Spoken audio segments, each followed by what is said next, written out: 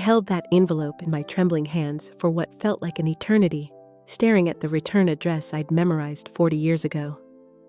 The handwriting was different now, shakier, aged, but I knew exactly who it was from.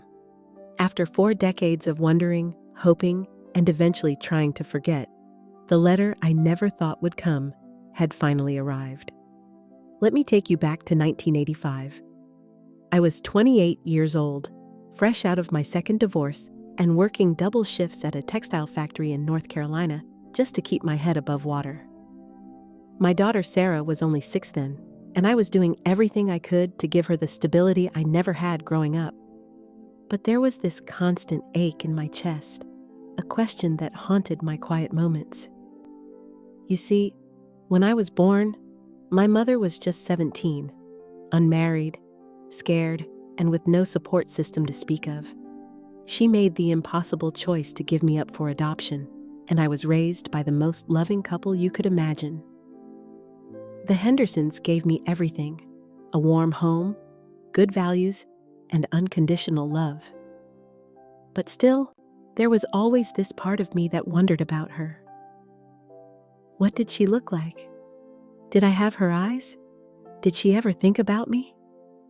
When Sarah turned 6, the same age I was when I first remember asking about my real mommy, something inside me shifted. I started the search. This was before the internet, mind you.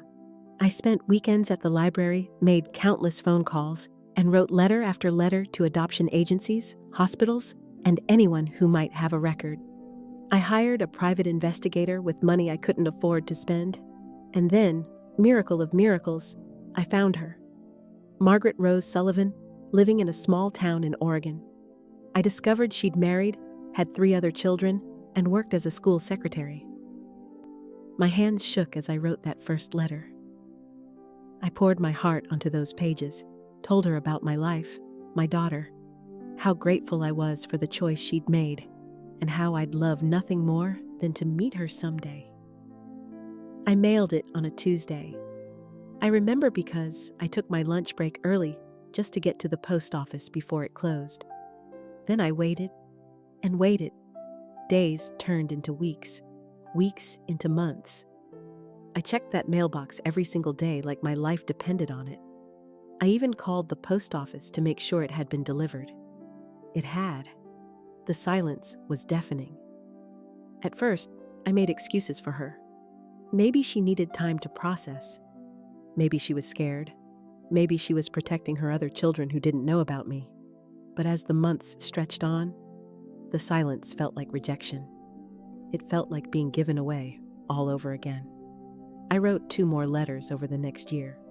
Same result, nothing. Eventually, I had to accept that she didn't want contact, and I tried to respect that. I packed away all my research, stopped checking the mailbox with such desperate hope, and focused on raising Sarah and building the life right in front of me.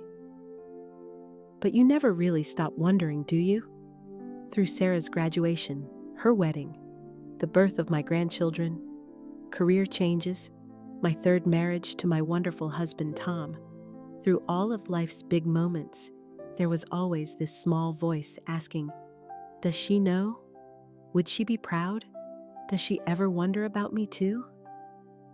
Last month, I was having my morning coffee and sorting through the mail when I saw it. My name in that unfamiliar handwriting with a return address from Oregon. My heart nearly stopped. Tom found me sitting at the kitchen table, just staring at it, tears streaming down my face. 40 years, I whispered. It's been 40 years. With Tom's gentle encouragement, I finally opened it. The letter was 3 pages long, written in blue ink on simple notebook paper. She started by apologizing for the decades of silence. She explained that when my first letter arrived, she was going through a difficult divorce and struggling with severe depression. She was barely keeping her family together and couldn't bear to open up old wounds. She kept my letters, though, all 3 of them.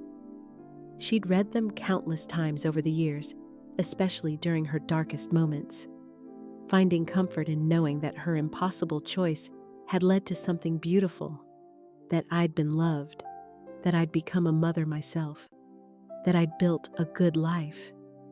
She told me about her other children, my half-siblings, about her career, her struggles, her joys. She shared photos of herself through the years, and Tom was right. I do have her eyes. She wrote about the guilt she'd carried, wondering if I hated her for giving me away, and then for not responding to my letters. But here's the part that broke me completely. She wrote that she'd started and stopped dozens of letters to me over the years, but never felt worthy of my forgiveness. It wasn't until her oldest daughter, my half-sister, found my letters while helping her move and convinced her that it was never too late to reach out. "I've loved you every single day for 68 years, she wrote. "I just didn't know how to tell you." We've been writing back and forth for weeks now. We're planning to meet next month when she comes to visit her sister in Virginia. I'm nervous and excited and terrified all at once. But mostly, I'm grateful. Grateful for the Hendersons who raised me, grateful for the life I've built, and grateful that sometimes, even after 40 years, it's not too late for healing. If you're waiting for your own letter, whether it's forgiveness from someone you've hurt, reconnection with someone you've lost, or just the courage to reach out to someone you love, don't give up hope. Sometimes the most important conversations happen decades later than we planned. Sometimes the best gifts come wrapped in patience and tied with faith. And if you're the one holding back from writing that letter, from making that call, from taking that first brave step, please don't wait 40 years like she did. Life is shorter than we think, but it's also longer than we fear. There's still time. There's always still time.